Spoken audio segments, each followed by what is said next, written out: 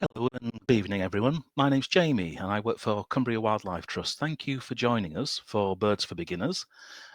This is a course that we've delivered in previous years, but not in this way. And we used to do it as a half-day course, including going outside. But we'll see how it goes. I hope you'll enjoy this. It's been remarkably popular. We've already got just shy of 90 people joining us tonight, which is really interesting because I used to get 12 when I used to do it for half a day. So there's something to be learned by me there. So an hour after work or after homeschool or after whatever horrible things you've had to do today, hopefully will be very relaxing for us. What we've got first, just to allow a few more people to join us, is a little piece of music we're going to play just so we can get everything organised. If you want to get yourself a drink, I would definitely recommend picking up a pen and paper. If you can, there's going to be a few things you'll want to write down. We've got a little break now, 3-4 minutes, just while we get things ready. We're going to play you a song all about goldfinches. So it's a nice start for our Birds for Beginners course. And then I'll rejoin you after the song. So by all means, get yourself a drink, a snack, and certainly a pen and paper if you can, or just sit back and enjoy Charm on Goldfinch. Mel, if you could play the video, please, that would be great. Thank you.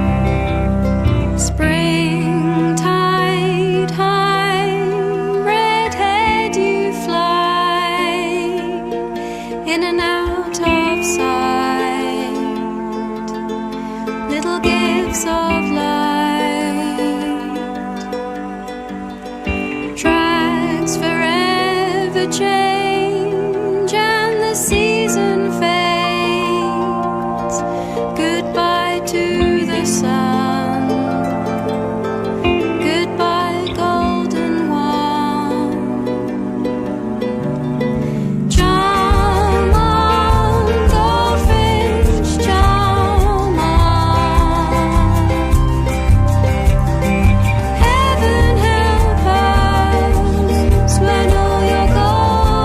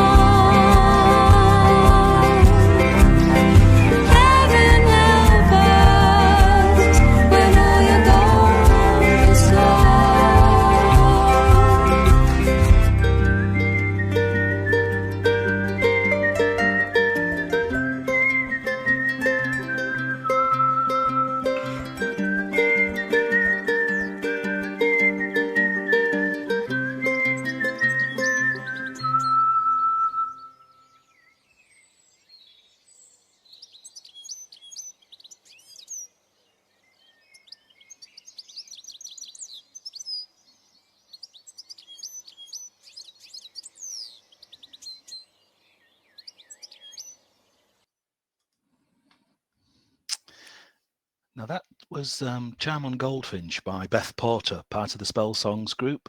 It's a group that came out of a book called The Lost Words, the artist Jackie Morris painting Goldfinch there. The reason I start with that song is I couldn't get Goldfinch. I could see Goldfinch, I couldn't hear Goldfinch for years. And the tinkling noise at the end of the song there, the chirruping, tweeting, tinkling noise, they're goldfinches. And I promise you, I never knew Goldfinch until I heard it repeatedly in that lovely song. So there's different ways of learning, is probably my point. I'm going to show you some slides. I think what will happen is I'll turn into a tiny little all-seeing eye at the top of the screen and hopefully be able to explain the things that we're looking at today.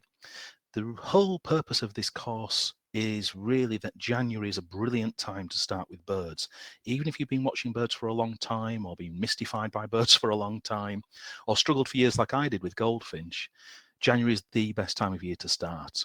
Not just me that thinks that. Some of the best birders out there, people like Simon Barnes and others, will say the same. And the reason it's a good time to start is you've got a chance. At this time of year, we're thinking about half a dozen different bird songs that we might hear. We've got a chance of learning one or two during January, 3 or 4 in February, and we can start to build some understanding of birdsong as well as the birds we'll see. The reason I talk a lot about birdsong at this early stage is that, of course, hundreds of years ago, we didn't have binoculars, we didn't have ways of seeing at distance, and actually the sound of birds was probably key. A lot of birds don't make any sound at certain times of year. But if sound was important to identification, you can imagine how much study was involved in trying to determine things. Now we know people recorded birds in cave paintings 30,000 years ago. People have been interested in birds and how they look and how they sound for tens of thousands of years. There's all kinds of beautiful books written around these ideas of why we actually care, why we want to know these things. But for me, I think it comes down to yourself and your own opinion. There's all manner of reasons, all good reasons to learn. January is key for me because if we're out at the moment, we'll hear things and not know what they are. And yet, if we saw them, I'm very confident you would know quickly. People often say, I don't know birds at all. But you'd know a cuckoo, and you might know a gull. You might call it a seagull, and some people get cross about that. I don't. You might know a robin, but you might not know what a robin sounds like. So, what this course is about is actually starting from zero. Wherever you are, the fairest way to start is to start at the beginning. It's a very good place to start. And we'll learn a few birds tonight. The idea is that there'll be 3 different sessions, and the 3 sessions will build on each other. They won't be repeating each other so much. We'll be moving on. And the good news is, if you have to drop out of this session for any reason, or a friend is on it and misses this session, we'll provide a recording of this session afterwards, after the event, so you have a chance to re-watch it. So don't worry too much if you miss some of the tips I'm going to give you. You'll have a chance to re-watch it at leisure.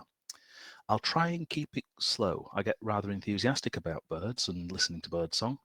So I'll try and keep it slow. That means loads of things are going to be missing tonight. We can't do everything. About 500 years ago, someone wrote a book of birds and included 200. Now, 500 years on, my little book only has 200 birds in it as well. We're not going to do 200 birds. A big problem with these courses is often that people try and do 200 birds, and they start to tell you about birds you won't see unless you go to a tiny part of Suffolk or a beautiful part of the Welsh coastline, or you go hunting in the high mountains of the Cairngorm. That's for another day. What I'd like us to do is to understand and to hear and to recognise and to see and to recognise the things that are around us wherever we might live. Before I lived in Cumbria, I lived in city centres. I have an understanding of what it's like to live without a garden, what it's like to live in a flat, what it's like to live without birds at all. So what I'm trying to do here is to give you a grounding in the things you're likely to see. The net result will be you get a brilliant chance to practice this weekend. Friday, Saturday, Sunday, it's the Big Garden Bird Watch, which is something that's run for 40 years. It's actually organised by the RSPB and the Royal Society for Protection of Birds. Set this up 40 years ago to collect data on birds. To get data, they needed citizen scientists. And it's found things out like certain species, song thrushes, declined by 75%, 3/4 since I was at primary school. House sparrows declined by 50% since I was at primary school. They also found out that some birds, green finches for example, were disappearing. and they traced that to an illness spread by bird feeders. So if you learn nothing tonight other than clean your bird feeders, we're on a winner, because greenfinches were being wiped out by the kindness of bird feeders. Got to clean those bird feeders on a regular basis. We can talk about that later. So the Big Garden Birdwatch brought data about rise and falls of birds, about bird illness and health and population. It's all free, it's all online, and on Friday, Saturday or Sunday, you can spend an hour watching birds in a garden or a school ground or a park or a city centre and record what you see. And I would highly recommend you give it a try, because we've had the best fun doing Big Garden Bird Watches. Typically, we run them in Kendal and at Carlisle at our two centres, Plumgarth and Gosling Syke. But yeah, I would say after the event, have a little look online, Big Garden Birdwatch, and practice what you'll learn tonight. It should stand you in good stead. I'm just going to bring my slides up now with a little bit of luck. Here we go. Now, here she is again, Jackie Morris. This is an illustration by Jackie Morris of Magpie. We're not actually going to talk about Magpie much tonight, other than to say, when you look at this painting, the first thing I thought was, it's very blue. I thought magpies were black and white. But actually, when you start to look at birds, when you see the birds regularly, if you're fortunate enough to have a pair of binoculars, you start to see the colours of birds and the way they react with light. It's very, very accurate representation. I see magpies close to being our parrots, to be quite honest. Incredible birds. I love them. I see them every morning flying over the hedgerows. People feel very funny about magpies. They say things like thieving magpies, and magpies eat baby chicks of other birds and so on. But a magpie is just a magpie.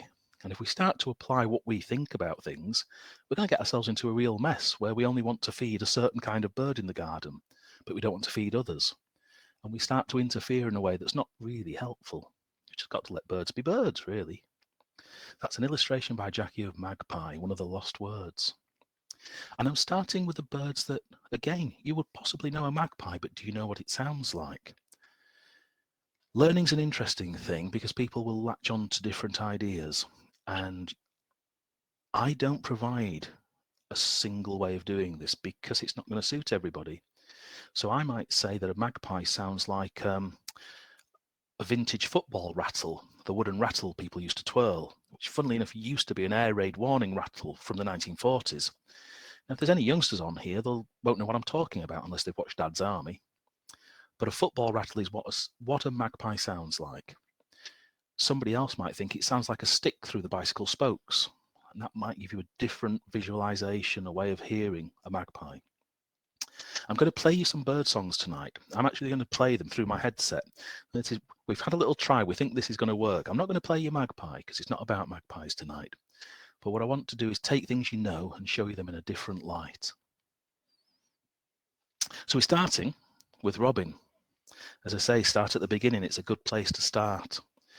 Here's a robin, robin redbreast. Now, the reason I've started with robin is not because I think you don't know robin. But the thing is, have you ever really looked at a robin? When I look at a robin, the thing that strikes me is it's got a tiny beak. And when you start to think about birds and recognizing them, that's what you've got to start to do. Because if we were to describe a robin, we'd talk about colours. Well, those colours occur on different birds. But if we start to look at the detail, big staring eye, tiny little beak, the tiny little beak gives us a clue. This is a bird that probably eats insects. We start to narrow down what it might be. We'll look at the different parts of the bird, the back and the front. I bet if I'd have asked you without showing you a picture, you wouldn't have necessarily known the colour of a robin's legs. So we start to look at a bird. I tend to look at them in a circle, starting at their head. I'll look at their face, their beak, the cap, the top of them, down their back and round underneath and back up again. And that's how I start to think about birds in their entirety, as opposed to just what seems glaringly obvious to me. To make things interesting, I'm partly deaf and also partly colourblind. So sounds and colours mean different things to different people. I'm pretty confident I'm looking at a red-breasted robin.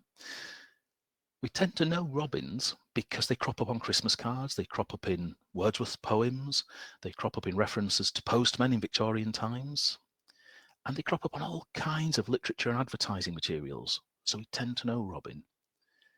But it doesn't necessarily mean we know what a robin sounds like. What I'm going to try and do now is play you a robin song.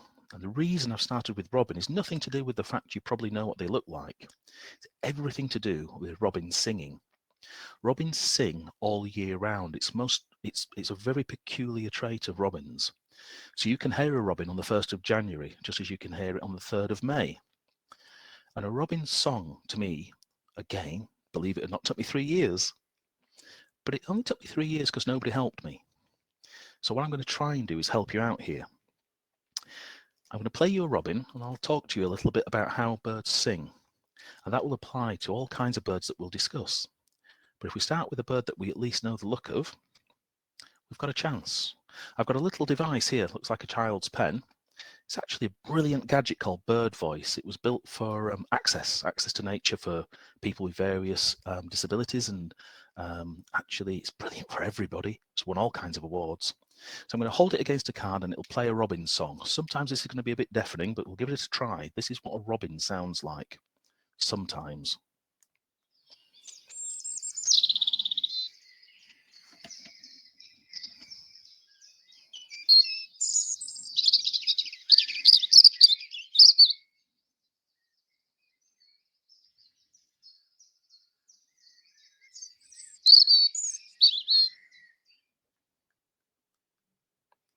Now, first thing you notice with a robin, it doesn't sound like anything other than a robin. So how do we latch on to this sound? Just as we recognise a robin by constantly seeing it in different places, seeing it at home, seeing it when we're out, seeing it in print, once you start to hear a robin, you'll hear them everywhere because they are very, very present birds. They're very, very vocal. The way that I latched onto robin eventually was the very fact that at this time of year, it's one thing you're guaranteed to hear. There's only 3 or 4 other birds singing at the moment in Cumbria, as routinely as a robin, that is. There's lots of noises that birds make because birds make noises for alarms, for communication, for calling to each other in family groups.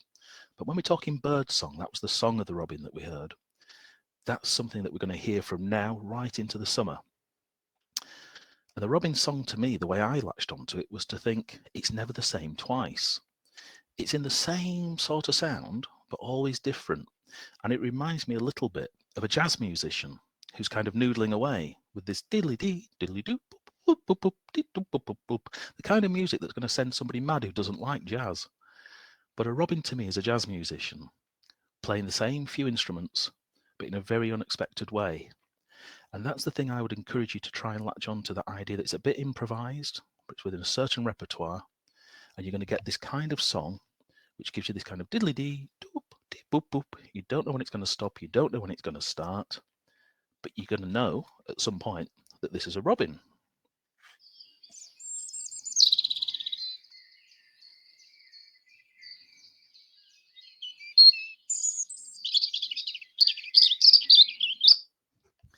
Now, the robin song, at the background I could hear, I don't know if you could, there was actually another bird there that I'm not going to talk about just yet. But the robin song, as I say, for me, the important bit is to think about, we're going to see this thing. If we can latch onto the sound, we're going to hear it. And at some point, hearing it will be enough to know there's a robin around. You won't need to see it. Because the thing is, birds don't behave. That's probably rule number 1. Here's a bird. The first time I saw this bird, I was in Portmeirion. And everything's strange in Portmeirion. It's a really interesting village.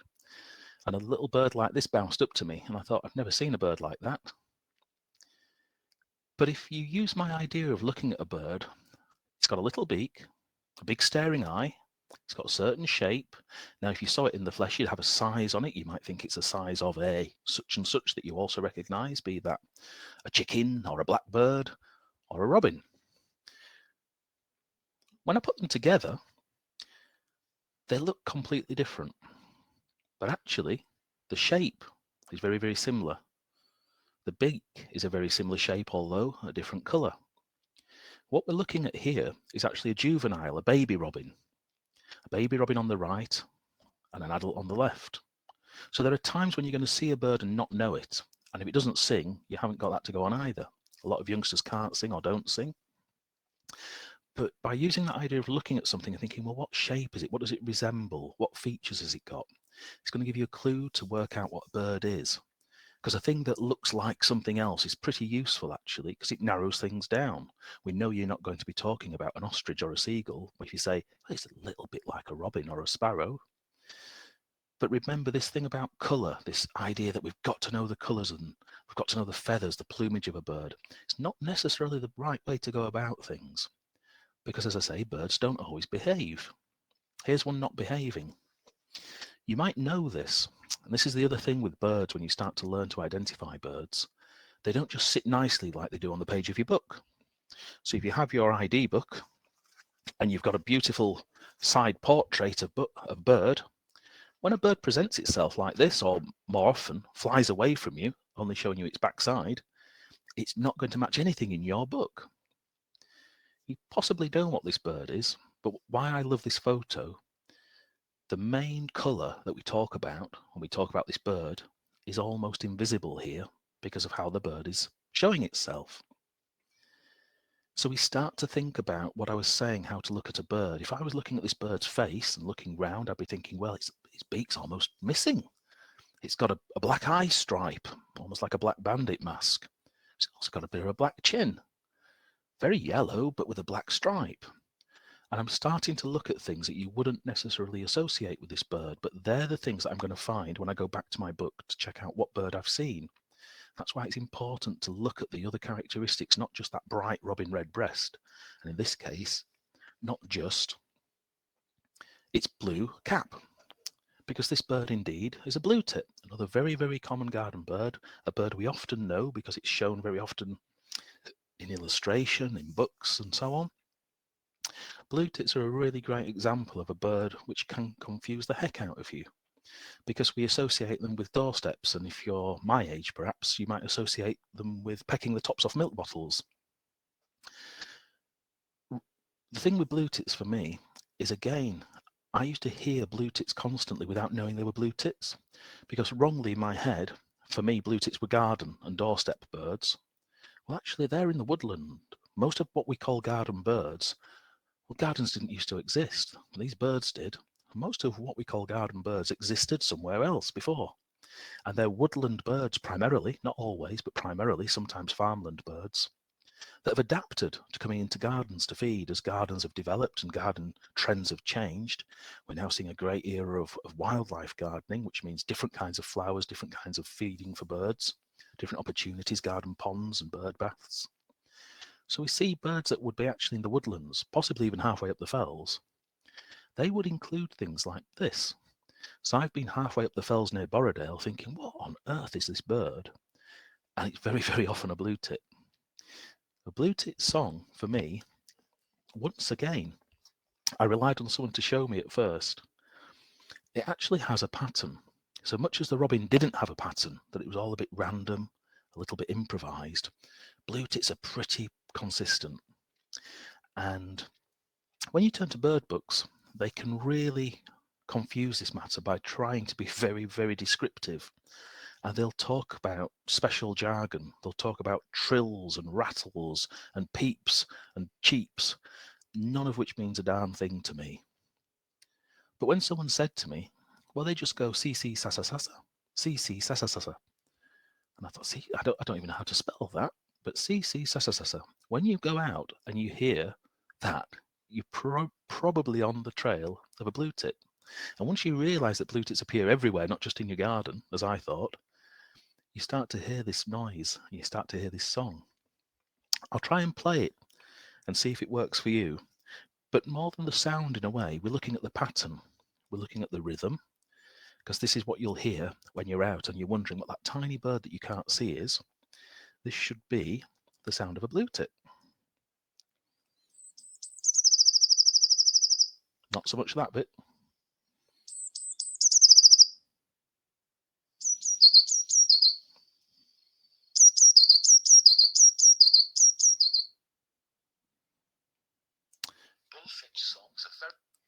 Now, the first part is the bit I wouldn't have known. But when it moved into the second part of that sort of see sa sa sa see sa sa sa, I've got the pattern. But that's interesting, isn't it? That the blue tits, even that same one being recorded within 10 seconds, is doing different things. This is where the frustration can come in, obviously. If we don't have something that's absolutely consistent, it can be very annoying.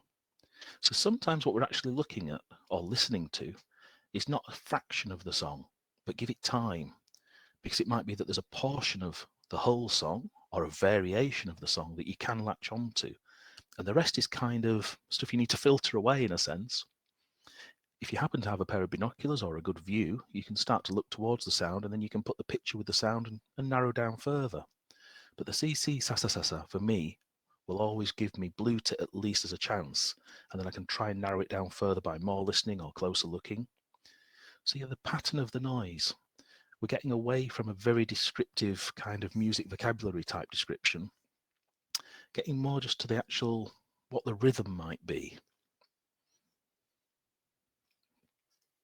Now, ducks go quack. That's easy enough. The only reason I'm showing you a duck at this stage is just to remind us that we know some birds. We just know they are. These are actually mallards. There's loads of variations in ducks because there's various ducks that interbreed, and plumage can look a bit strange, and even the bill colour can change. But this is a very traditional looking male duck, a male mallard. The reason I'm showing you this is sometimes you're looking for a very distinctive character of a bird. We know this because we know this, which isn't useful if you're trying to tell others. People who say, yeah, well, this is a whatever it is, that's passive knowledge. It's not something you can employ and use and go back on. But if someone said, look at the back end of it, it's always got a curl. Look at this blue panel halfway down. Very, very pronounced when they're taking off. Once you start to see that actually the blue and the curls on the backside of a duck, especially that type of duck, they're really distinguishing characteristics. So sometimes it's not the obvious, it's not the bright yellow bill, because that could be missing on a mixed breed of duck. But looking at mallards, I'd be looking for the blue and I'd be looking for the curls at the back end. And if a duck's actually halfway underwater dabbling or feeding, you're only going to see the back end. You can still recognize a mallard from those curls. So looking for the detail, the whole circle around the bird, I think is really important. The other good tip with ducks, the ones that are hard to tell are very often paired up with the ducks that they're with.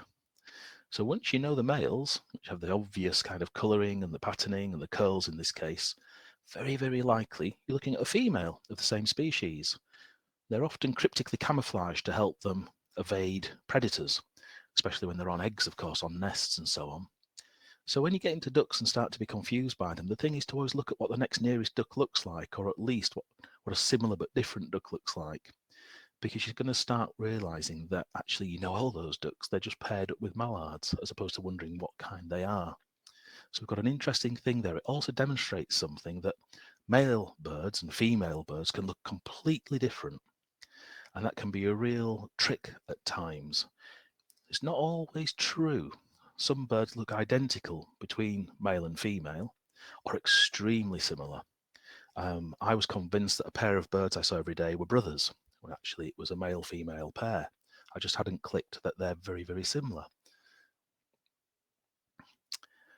So here's something to move us on a little bit. Now, some people are looking at this saying, I know what this is, and they're probably half right. What we've got here has a lovely nickname of Spuggy. It's a kind of sparrow. Now, quite interestingly, sparrows can live for over a decade. There's all kinds of fascinating studies of them. They're a bird that's fortunes have changed largely with the advent of the motor car, less horses on the road. Sparrows plummeted as a population because they, I think, used to benefit from the insects that were around because of all the horse muck and so on. But this is something a little bit more than just a sparrow, because there are different types of sparrow. So if we were to look at this sparrow and think about it, how it's different to the birds we've seen, well, to my mind, using my idea of how we look at a bird, its beak's rather different. It's got a really distinctive colour cap at the top of its head. It's got a mark on the side of its face. I wouldn't know how to describe those wings. I wouldn't know how to describe them or read a book about them. And especially with my colour blindness, I'm thinking, well, there's a bit of white and black and brown and oranges, and I don't really know. But what's interesting to me is I'm going to show you another picture, and you're going to see, to my mind, a very similar wing on a very different bird.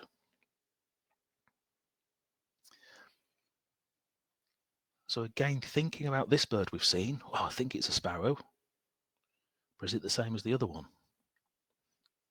Looking at them together, we can spot a difference. If you give yourself just a moment to look at these two birds, they're actually different birds entirely.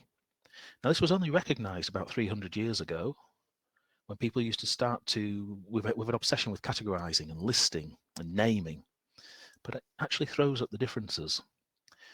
So on the left-hand side of my slide, the higher picture, we've got something which, again, notwithstanding my colour blindness, to me it's got a reddish, brownish, ooh, yeah, let's go for that, brownish cap. It's also got a bit of black on its cheek, black cheek patch. The lower photograph has got a grey cap, most definitely. Hasn't got that brown cap at all, and it doesn't have a cheek patch. The wings are very, very similar. Beaks are maybe a little bit different. But to me, the caps are the key. This works for me, that the brown of the one on the left reminds me of trees. This is a tree sparrow. The black patch tells me for sure it is.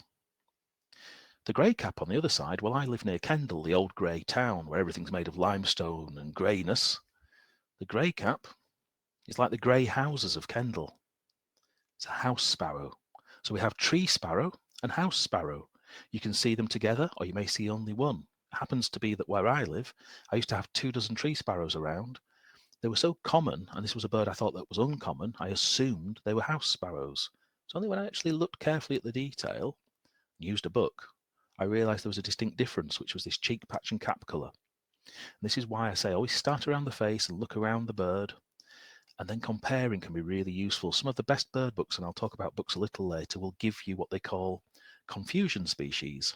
So they'll say, it might be this, but it could be that. These are the best books, because rather than hitting a dead end and thinking, well, it's not this, it's pointing you in the other direction. And very often you will get down to 2 or 3 birds it could be. Well, isn't that brilliant if you started with 200 possibilities? To get down to 2 or 3, to me, is actually near as darn it. But then you start to remember the differences, and we've got, as I say, tree sparrow with the brown, house sparrow with the grey. So also with the house sparrow, they've got that black bib. It's something to do with the pecking order. They have different displays of black on their chest. It's to do with their hierarchy, I think. Little bit of a buzzword within what we might call birding circles, bird watching circles, is little brown job, LBJ, little brown job. Now, you may remember we've seen tree sparrow before up at the top right there with the brown cap like trees. We've got the house sparrow with a grey cap down at the bottom. Now we've got another bird that's turned up that looks nothing like either of them. For many years, this was called a hedge sparrow. So we've suddenly got house tree hedge sparrow. Well, actually, it's not a sparrow at all. Going back to my little scheme of how to look at a bird and start with its face, look at the beak of this bird. Look at its eye, look at its face. Never mind the rest of it. It doesn't look like those other guys at all to me. It's got a beak that's starting to remind me much more of a robin. It's not a young robin. We've looked at one of those earlier. It's got these, what I call Kenny Rogers sideburns, the kind of bluey grey sideburns coming down around its face. I can't help but look at this and think of Kenny Rogers. I don't know why. We've actually got a hedge sparrow, which is better known as a dunnock. And dunnocks are absolutely fascinating birds. They're fascinating for all kinds of reasons. All these birds love to feed on the ground, but the tree and house sparrow will very often use bird feeders. I've never seen a dunnock use a bird feeder in my life. They're ground feeders that stay beneath and pick up the leftovers and rootle around. Again, we're going back to this beak. These guys with the big crunching beaks, powerful beaks for crunching up seeds, well, actually the dunnock's a bit more of an insect eater, I suspect, looking at that long, sharp, weaker beak. But it's used to picking up little bits of crunched up bird feed. Now, dunnocks often skulk. They're low down, dirty rascals, really. I'm being reminded of the time I heard my wife shout, "Dirty dunnocks!" Dunnocks have a remarkable habit that you'll have every chance of seeing very soon. When it comes into time to secure territories for nests and for mates, dunnocks get incredibly agitated and charge around very aggressively. They flap their wings to demonstrate their size and strength. So for me, the dunnock starts to become a bird that you can recognise through behaviour, even if you can't look closely, because you'll hear the noise and you'll see this flickering of wings and you'll see a real commotion going on with dunnocks. Now, dunnocks are unfairly judged when it comes to their bird song. People say they sound like a robin that's not very good. So they've got that rather random tune, but rather underpowered. But again, these are human qualities we're applying that we really shouldn't. Dunnocks probably sound terrific to other dunnocks. But we're thinking of a bird more for how it behaves, how it moves, its wing flicking, charges up and down hedges, often nests low down, I think. What makes dunnocks fascinating is it's very, very common for dunnocks to have multiple partners. So the male bird may well be provisioning more than one nest. The female birds may well be visited by more than one male.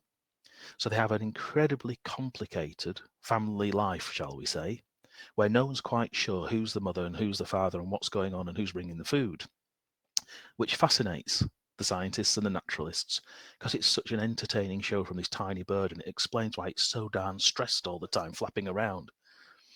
So dunnocks, I would say, is a great bird to move yourself on from sparrows and robins, is to look for dunnocks. You'll never see them on the feeders, you'll see them down on the ground, so always remember to look down. Look for these Kenny Rogers sort of blue-grey silver sideburns. Terrific little bird. Don't worry about the song because you'll barely notice it. But if you if you hear something a little bit like an underpowered robin, remember, if you can get that robin sorted, you're probably hearing a dunnock, and you'll be able to look down on the ground and think, yep, that's what's going on. So there we have it again. Tree sparrow, dunnock at the top, house sparrow down at the bottom there. What we might call little brown jobs, the birds which are pretty tricky to recognise because of their camouflage of plumage. There it is close up, and you'll see again what I was saying about the beak and the eye. Something rather specific about it, but that, for me, that blue-grey is the real distinguishing mark I'd be looking for there. So this is just a very quick checklist. We're sort of halfway through the session here. What I'm trying to summarize here is it's not just about the obvious characteristics. We should really be looking at the size and shape, but also how things behave. Are they feeding on the ground? Are they hovering in the sky? Are they swooping around? Are they chatting among themselves? Are they in a big group or on their own? Where are you? Are you next to a river or a pond? Are you in a woodland? Are you at home in your garden?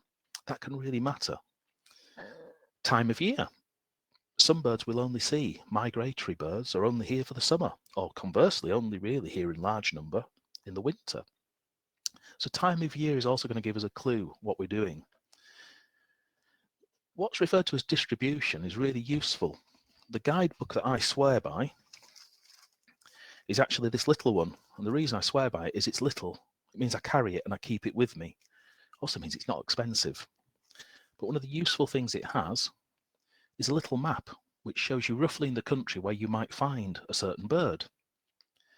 So the distribution might sound a little bit geeky and a little bit scientific, but actually, if you look and you think, well, that's never been seen up in the north of England, you might be on the wrong page. So distribution can come into it. Equally, if you happen to go on holiday down in Dorset, you may be looking at birds you're never going to see up here, or particularly if you go somewhere very, very different like Norfolk or Suffolk, different habitat, I mean.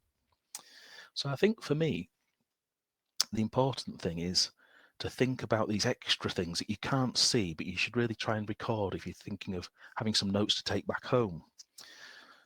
The little book I'm waving around is actually called the Pocket Guide to British Birds. It's from the RSPB, and it's about £6 or £7. But that's for me the best field guide out there. When I get home, if this hasn't helped me out, I have a reference guidebook. Now, I'm not going to carry that in my rucksack, but the Crossley ID Guide is an incredibly quirky book. And at the moment, I think it's the best book out there. The reason being is the pictures. So birds that as I say, birds don't behave. Birds that move around when you're trying to recognize them, they're pictured in every possible position and location, even with an indication of habitat in this book. It's really useful when a bird flies away from you. There's probably a picture of it doing that on the page. I love the descriptions because they explain it in a way that I can follow. So when it says that this bird looks like the other bird, but just with a big beer belly, well, that works for me. I'm not too much for the jargon because I don't really need it. It's just for my own satisfaction. So a book at home, Across the ID guide is actually on sale for about £12 at the moment, online with NHBS. These are all in the notes at the end. The pocket guidebook, that's the best thing because it means you'll actually take it with you and you'll have a chance to think about these other things, possibly to tick things off. I actually lost mine when I was on about 100 birds I'd seen, but that doesn't matter because I get to start all over again. Last but not least, status. If you end up with a great honking bird book, 1,000 birds in, the likelihood is you're going to start thinking, a bit like having a medical encyclopedia at home, you've got some incredible rare thing that never happens. Actually, the smaller the book, the better the chances that you're going to get somewhere, because all these other things are so incredibly rare or localized, they're not actually that relevant at first. One of the greatest quotes I've ever heard around recognizing birds comes from Bilotti. If you don't know what you're hearing, it's probably one of these. Different to the blue tit you might remember from before, still got yellow and black down the front, but it's now got a black and white face. And actually, it's a little bit bigger, this bird. Now, this is a great tit. The reason I'm just telling you this name is that's kind of the least important bit, because the most distinguishing thing about this bird definitely is its song. It's just started singing in Cumbria a couple of weeks ago. I heard them today. I was out with a friend called Matthew and heard them today. And the way that I think of these birds, because to be quite honest, I don't take anything for granted. When I first heard a great tit this year, I went outside to listen. Once you get a great tit, you're on your way. A great tit's probably got the most distinctive, regular bird song you're going to hear at this time of year.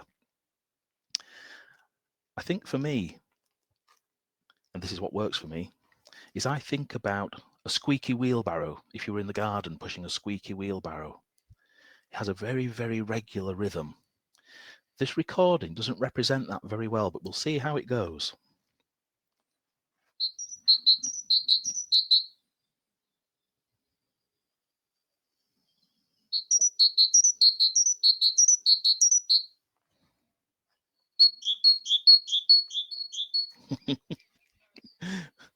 Well, I say that. Actually, that's pretty good.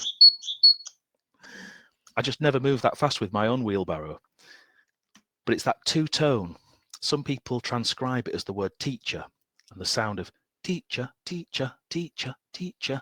That's great tit. For me, it's the squeaky wheelbarrow. And going, ee-oo, ee-oo, ee-oo. For some people, it's a bike pump blowing up a football or a bike tyre. But two tones, very, very, very distinctive.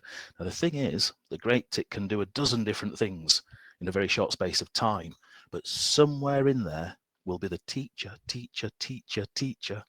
So what I would urge you to do is listen out for them. Even this week, if you're in Cumbria, you're going to be hearing this, particularly in gardens and woodlands.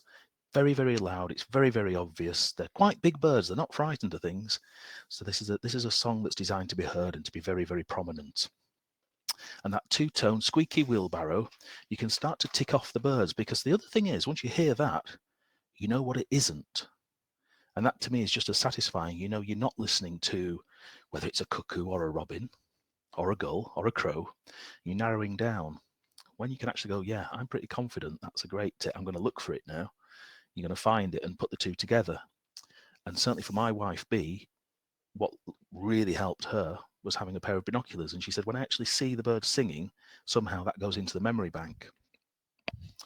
Binoculars. Do not despair if you don't have binoculars. If you've either got some or would like to get some, I've just got very quickly a pair to show you. I'm not selling anything here. It's just a quick guide to binoculars. These are a little pair, compact pair. These are brilliant. They're about £80. I don't wear glasses. If you do, you adjust the eyepieces so they rest on the lenses.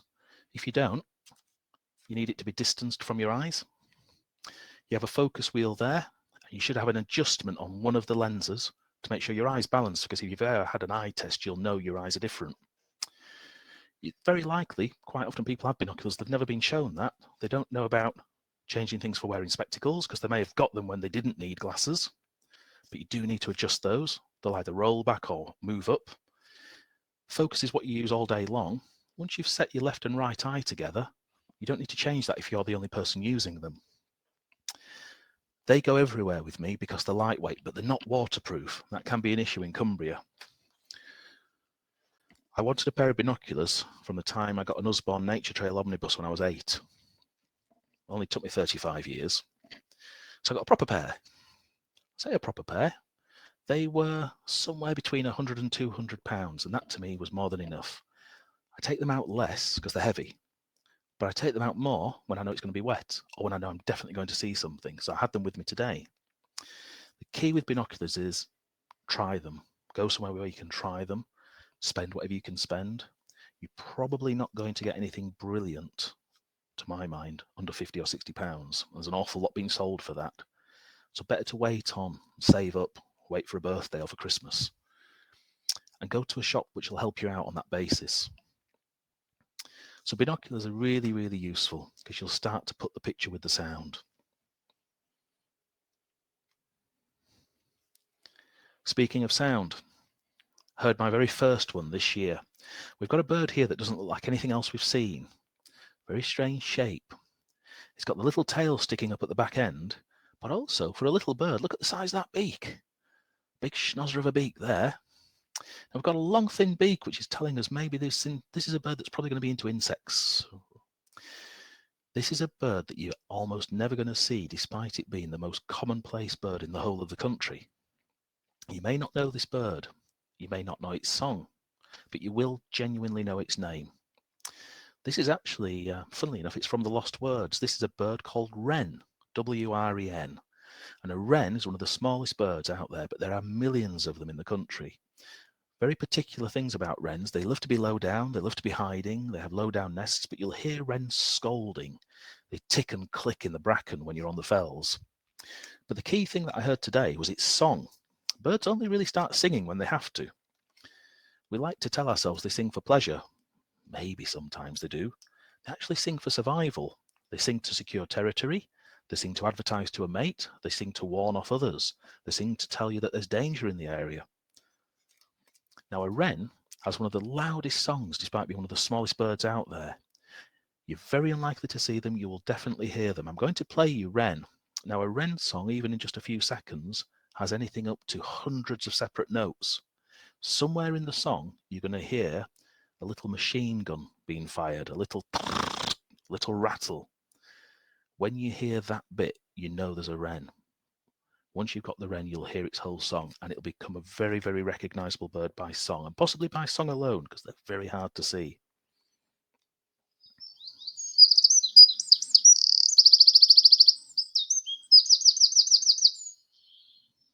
And again.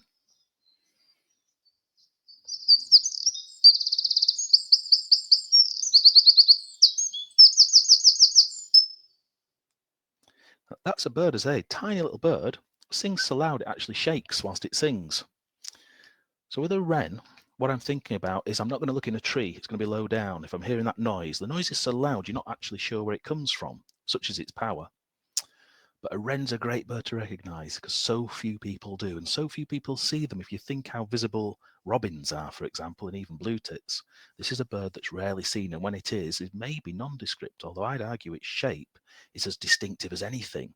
That little sticky up tail, and when they sing, you'll hear that little somewhere in there, that trill. It'll give you a chance of knowing wren.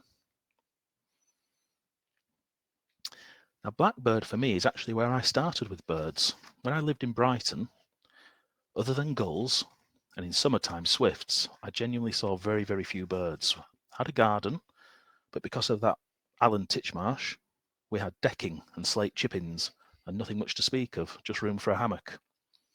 We had no wildlife other than a few spiders. We certainly had no birds, and if we had birds, the cats had them. Lots of cat people in Brighton.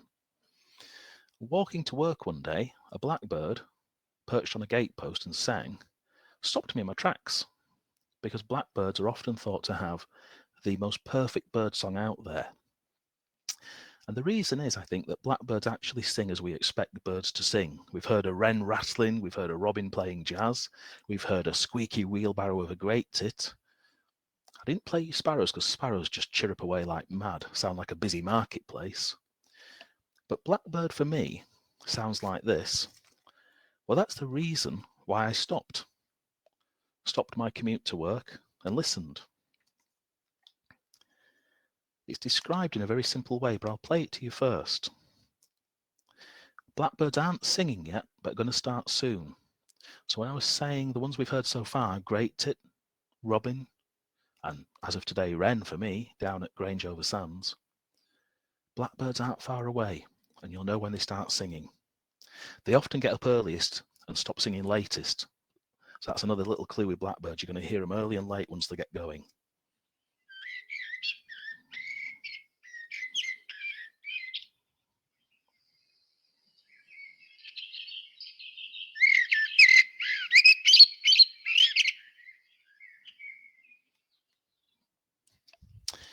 One of the ways that people have described blackbirds, I think it was Simon Barnes, who was a fabulous writer. He just said he just imagines somebody nonchalantly leaning on a lamppost, a male, because it's the male that's singing. So it's a guy leaning on a lamppost, whistling a nice little song. And it's got that real whistling sound. Now, books will talk about fluty trills and flourishes, no use to me at all. But when I think about that person leaning on a lamppost, whistling to themselves in a nice way, I've got Blackbird. And you'll hear Blackbird, as I say, not quite yet, but soon. So watch out for when it arrives. But a blackbird to look at, clearly it's black. But just as importantly, going back to my old system, yellow bill for the male, yellow eye ring too, really distinguishing characteristic of a blackbird. And it gives us a shape and a contrast. It's bigger than a robin. It's smaller than a gull. We're into something that we might call a blackbird size, which comes in handy in a moment. Because we start to see birds that look like blackbirds but aren't black. Here we are again, a good example of a female blackbird. It's actually got the eye ring and a slightly different coloured beak. In the background there, a great tit gives us a size comparison on the bird feeding table there. And just when we thought we were getting somewhere, then this will happen. I've actually had an orange blackbird in my garden. Just as I have freckles, birds can have pigmentation differences. And this is actually a thing called leucism, I think. It's not quite, obviously not quite being an albinism. Leucism is to do with a pigment missing in feathers. So you get birds with very unusual plumage. But actually, if we were to look at that, look at its beak, look at its shape and size, look at the female, they're all blackbirds. Confusion comes in because we've got differences between males and females. And then, just to throw things in, a bit like my freckles, we've got a difference there in the pigmentation, in the colouring. And then this happens, speaking of freckles, something that looks a bit like a blackbird but doesn't sing like one. Now, these are singing down in Yorkshire now. I haven't heard them in Cumbria yet, but they may well be singing. This bird with a speckled breast is a song thrush. And song thrushes are the bird that I mentioned at the very start. Song thrushes, I think, have plummeted by about 50% in number since I was little. There's reasons for that. Generally, it's to do with habitat loss and loss of food supply because of changes in our countryside, in particular on farmland, changes in habitat and safety and availability of nesting. But a song thrush, when you hear it, now here's the bird that got me out of bed one day and down the drive in my dressing gown because it was so insistent. And I could hear 3 different things happening all at the same time and at different times, but repeated and repeated and repeated like a 3-piece choir. And when I looked through my binoculars, stood out on the road, frosty road, it was very, very late winter, I think. This is the bird I saw. They like to be very high in trees, very prominent to song thrushes. They're out there for the song. And what a song thrush does is it'll do a little phrase, and generally it'll repeat it 2 or 3 times.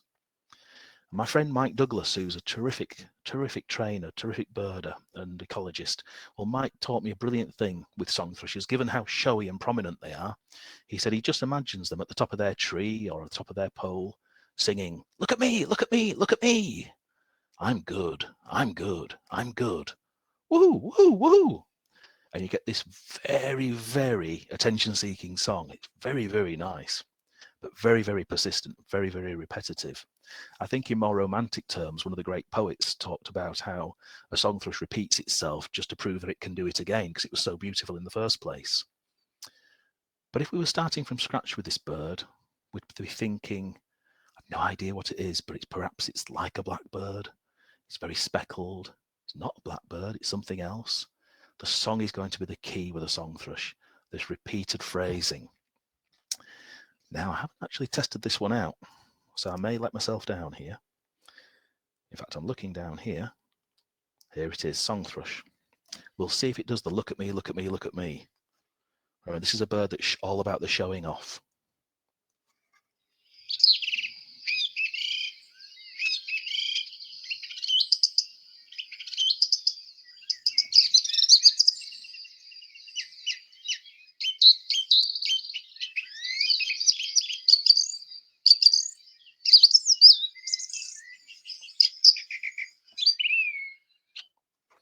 What it did do, whatever phrases it used, it tended to do 2 or 3 times each run. So I think the repetition is the key with a song thrush. When you hear something that, as I say, would get you out of bed to look at it, could well be a song thrush. We're nearing the end now, so I've got a bit of a teaser for you here, and then one last thing which is going to be really useful for the big garden bird watch. We're going to look at what I'm just going to call generically pigeons and doves. Pigeons and doves. We've got this one, we've got that one, and that one, and that one. And here they are all together. Now, as you look at these, thinking about my system, looking at the face, the beak, the eyes, the head, and then the other distinguishing differences, we've got straight away 2 that have very, very similar eyes and 2 that really don't. But if I was looking top right and bottom left, do you see how you've got a very dark eye? These are actually our 2 doves. The other 2, top left and bottom right, they're actually 2 pigeons. Now we've got an interesting thing here because they all kind of look like pigeons, don't they? Do you remember what I said about habitat? Top left is a wood pigeon, quite a large bird. My little nephew Connor calls them fatty bum bums because the way they waddle around, quite big birds. You can hear their wings when they fly, they're so big. Down underneath the wood pigeon with the white neck, we've got a black and white collar. Reminds me of a vicar with a dark eye. And the collar of the vicar reminds me that's a collared dove. So I've got a wood pigeon and a collared dove. Collared doves only came here, I think, in the 1950s and spread ever so quickly, adapted to a new territory. So if we were doing this 70 years ago, we wouldn't have worried about collared doves being here at all. But they're here now, even in huge number. Wood pigeon and collared dove. On the other side, that bird's top right has got an eye like a dove. That's because it is. It's called a stock dove. Look at that green on its neck. Real distinguishing thing. But again, it's the eye is going to start me on the right trail. Green patch.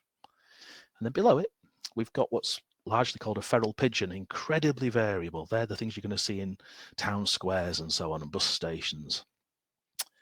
We've got a wood pigeon, big bulky bird with the white mark and that pale eye. We've got the feral pigeon, bottom right. And we've got the 2 doves, again, very, very different. The collared dove with a black and white dog collar. And then at the top one, the stock dove. And I'm showing you these so as to say, don't be frustrated about these. This is why birdsong matters. If you were to hear a wood pigeon, which I certainly do where I live, all you need to remember is the number 5.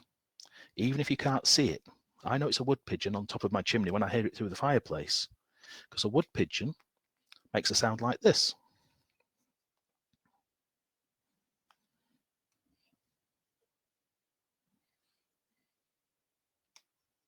Sometimes.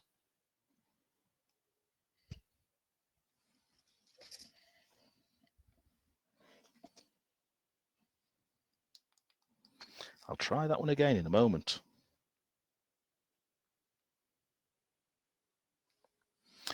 Well, essentially, it's going to coo. The thing with a wood pigeon is it coos 5 times. You're going to hear something which sounds a little bit like, my toe bleeds Betty. 5 syllables. My toe bleeds Betty.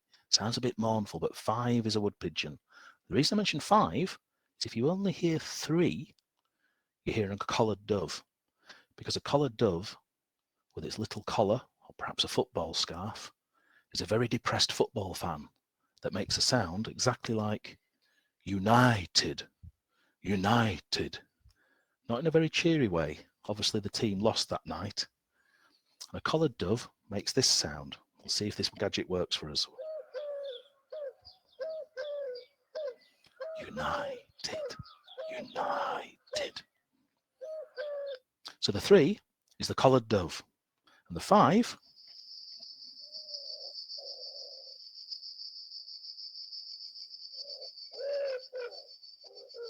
my toe bleeds Betty.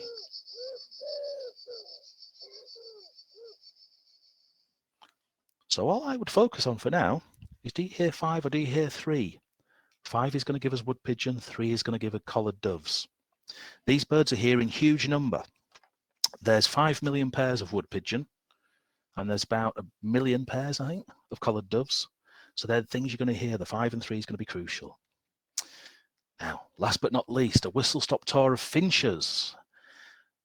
Got 1 finch, 2 finch, same finch, just seen differently. Look at the colour change. That's the same bird flying away. That's its missus. So do the colours matter? Are the colours helpful? Because if we're only thinking about pink and bluey grey, well, that one's actually black and white and a bit of green. And that one's only got a bit of white. Sometimes white's the key colour, because what all those 3 pictures have in common are what we'd call wing bars. Do you see the whiteness in the wing? The whiteness in the wing. There again, the whiteness in the wing. So sometimes white's actually the consistent colour, the pattern we're looking for.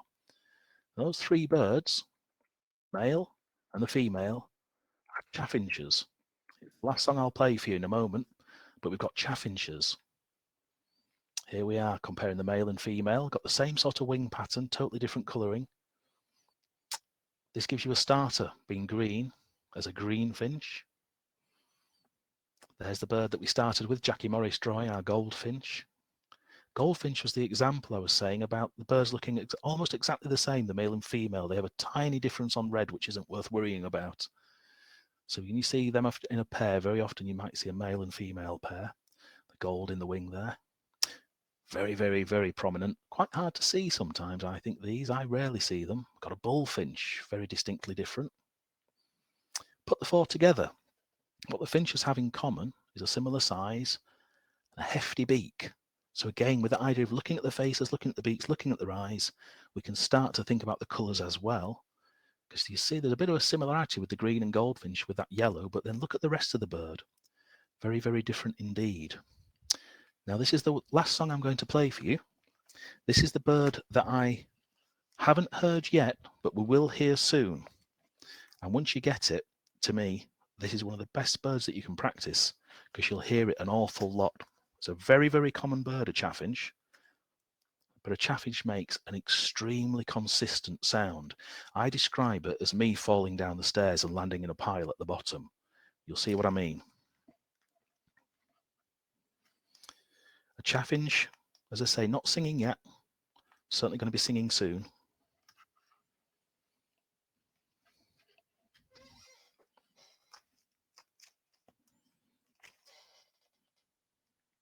It's not playing at the moment, but it'll play in just a tick for us.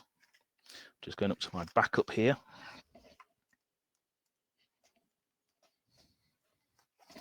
What I've found is when I've played chaffinches for children at school, they've not known what it is, but they've known they've heard it before. It's that distinctive.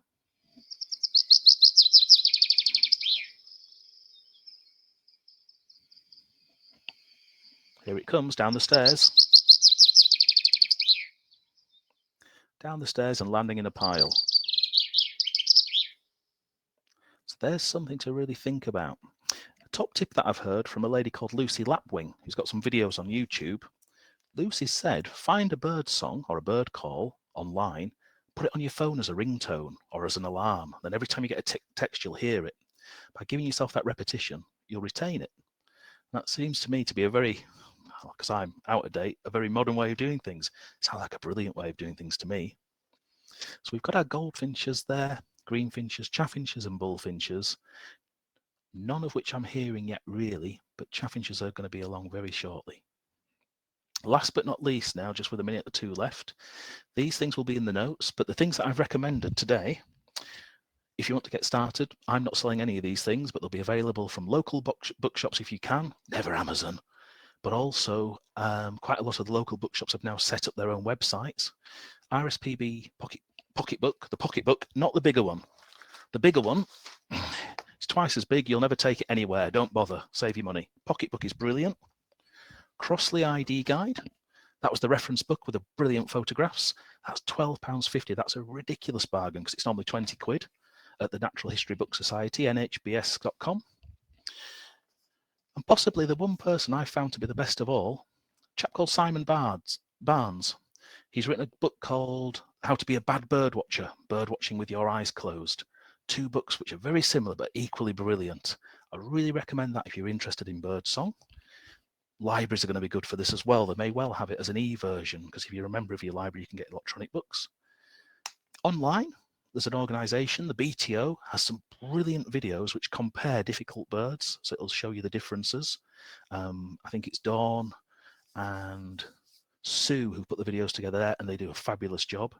Your Wildlife Trust will have a great website. The RSPB website needs a bit of a makeover, but it's pretty good. Social media. If you're on Facebook, there's a Cumbria birding site which tells you what's going on and where.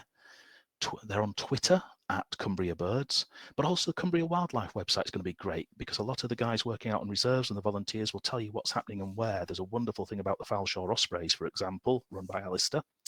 And last but not least, there are different ways of learning about birds. I wouldn't rule out art. People like Jackie Morris, but also some of the people for photographing things. The names are there. Carl Bovis and Maya Bambrick online. Young guy who was on Springwatch the other day, Indy Green. Burnoid is an incredible artist. Local experts, Frank and Sheila Morby up at Watchtree Reserve. Phil Gates over in Weardale. And then my favourite is Brian York down at Hutton Roof with his blog, Isle of Arnside and Silverdale. So there's lots of ways. Some of these will work for you, some of them won't. Books may do, websites may be better. I'm not a fan of apps, and the reason is people who put apps on their phone then go out in the woods and start playing bird songs. You're confusing the heck out of the birds in the woods, and you may be causing all kinds of family problems. So I'm not a big fan of apps, and I wouldn't actually recommend any personally. I don't actually recommend a mobile phone. And that's brought us full circle. That's the end of tonight. It's not the end, of course. There are 2 more sessions if you want to join us. I hope you will. I hope I've not put you off. We'd love to get feedback because I've no idea if this works because I can't hear you or see you. I hope you're still here. But stick at it. Please get involved with the Big Garden Birdwatch at the weekend. Watch Winter Watch whilst it's on the BBC. Tomorrow night, 9 o'clock, BBC 4, I'm on the telly. Helvellyn, Life of a Mountain with Terry Abraham. Lots of things going on there. And try and get yourself outdoors if you can. I realise we're in a really, really difficult time. I hope tonight's been an interesting distraction. I hope you get out to have a look at things, have a listen for things, and I hope you come back to the next sessions. And what I'd really love is get involved with Cumbria Wildlife Trust. Send us some information through either the Twitter or Facebook pages. Let us know what you've seen. Let us know if you've learned anything. Let us know if you've enjoyed it. I'm going to have a quick look at questions, if I can. And for me, I've certainly enjoyed having the chance to talk to you because I miss this part of my job terrifically. I'm going to have a little quick look. I've got one question for Robin, not from a Robin, from somebody called Robin, who's got a question about Dunnocks and red legs. I'm going to set that as homework for Robin. He can come back next time and tell us the answer. Thanks very much for joining us, everyone. Enjoy the rest of your evening. We're going to just shut down now. That's over 130 people who came tonight. I hope you've had a great time. Thanks ever so much for joining us. Good night.